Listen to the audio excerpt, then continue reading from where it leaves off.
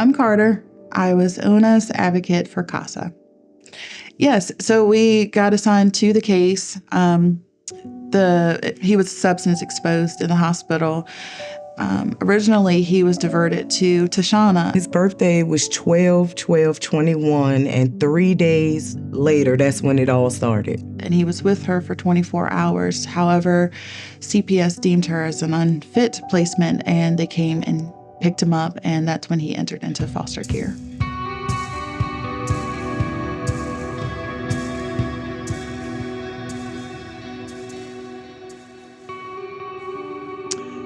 It started off really rocky.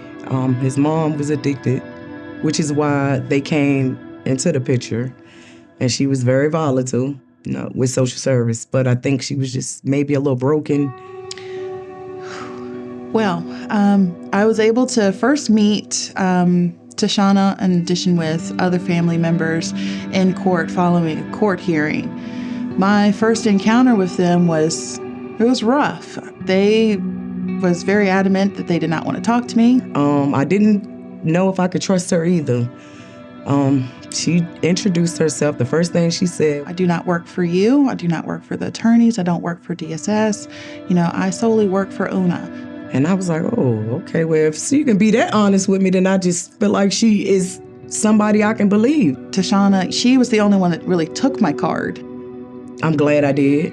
She got to see firsthand how everything was going. She didn't just agree, with what they were saying. Representation does matter.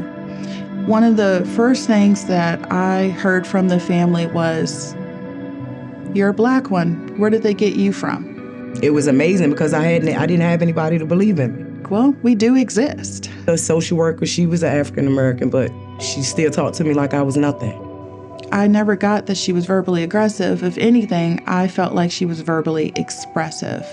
And being able to understand their culture, being able to understand where they come from in life, being able to understand their mannerisms of when they're talking with expressions of using their hands or their tones might change, and it's not them being, verbally aggressive or angry, it's just how they're expressing how they feel. I have to meet them where they're at. Tashaunna, from first day, she wanted to. It was something that she said to me that always stood out was, I don't do anything I don't want to. I had to get my license. And she acknowledged, her past. Sit-downs with the supervisors. She also wanted to make sure that Una remained with family. It was extremely hard because I had grown attached to him. I didn't want to let him go. Our little thing is I'll wake him up and I'll be like, good morning, I love you. And if I don't say that, even that would throw his day off. He'll look up at me like, I'm waiting. So she definitely had a want to make sure that Una was returned back to family and not was just a product of foster care. I want to make sure that when they think I'm a fail, I'm not, because I'm going to call and I'm going to ask her. She's going to tell me right from wrong. I just want to make sure I'm doing it right. I almost gave up. I called Miss Carter in the middle of the night. I was crying. I was just so tired. It was like a race. And I didn't have no water. I didn't have no nothing. I just could not stop, though. I couldn't stop. And she had to talk with me. And I just kept going after that. She just had a strength that was amazing to watch. Because Tashaunna had so much stacked up against her, I made sure if I felt like it was injustice being done or something that was unsettling, I made sure I voiced that.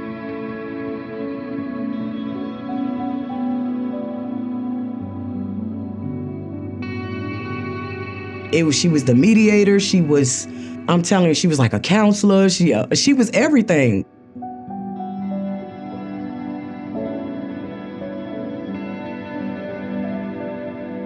She marked off every box on that list of requests, suggestions, concerns to the best of her ability.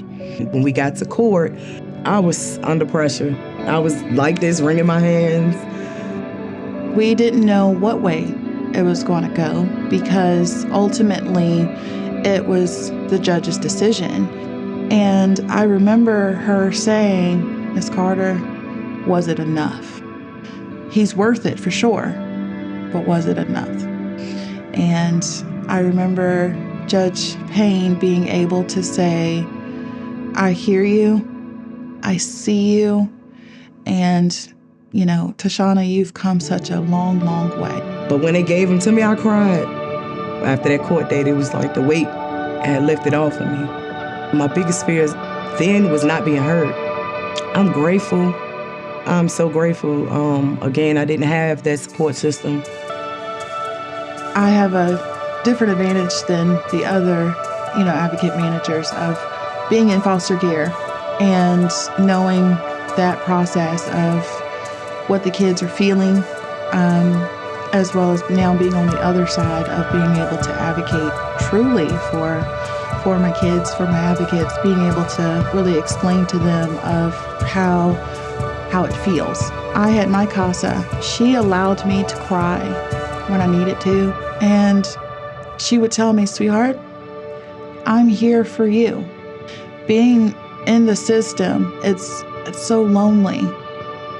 Everyone can go and volunteer at other agencies, but for CASA, you get the opportunity to be able to help pave the way for a kid, even if that's just to talk with them, hold their hand, tell them it's going to be okay to the best of your ability.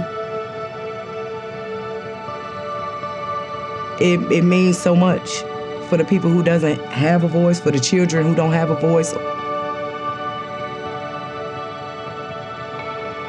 I can only imagine how many people have went through what I went through and didn't know anything about CASA. That's sad. And there's another kiddo out there like me. So it was my job to now take the cape and do just that, find another kiddo. And I feel like Una was that for me.